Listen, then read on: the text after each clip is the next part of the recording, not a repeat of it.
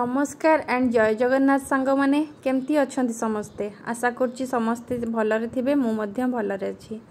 आज रेसिपीटी रो नाम कौन कहबी एटा प्रत्येक घरे निहाती यूज होथुबो सकाळ समय रे। तो आज रेसिपीटी होची हमर छतुआ छोट छुआंक हो बा बड़ लोक हो जे भी चाहिए को खाई परिवे। तो छतुआ पाई मु प्रथमे 1 केजी चूड़ा को भल भाबरे भाजी नेछि। एहा परे हाफ केजी ओट्स को मध्य से भली कड़ाई रे ताकू भल भाबरे भाजी नवा। एठी मु 200 ग्राम काजू नेछि। सही भली 200 ग्राम रो मु चिन्ना बादाम मध्य नेछि।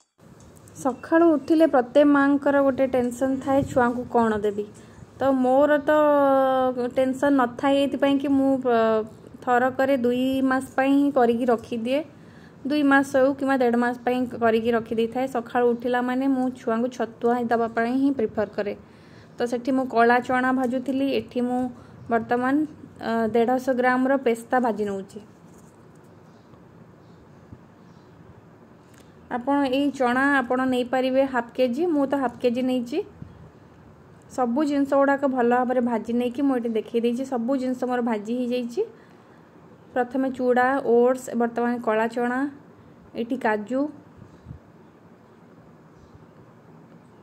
पेस्ता बादाम चीनी आउ किछि गोलमरीच आ गुजराती टेस्ट पाई गोलमरीच आ गुजराती पछरे मु लुणटा मिक्स करथिली। आपण लुण हल्का टेस्ट आसीबा पाई हल्का लुण यूज करिवे। एवं गोटे मैरीगोल्ड बिस्कुट मु एठी नैछि। तो ए सब जिंस को मु भल भाव ग्राइंडिंग कर देबी। सब जिंस ठंडा हो सारा पर मु भल भाव याको ग्राइंडिंग कर नेबी।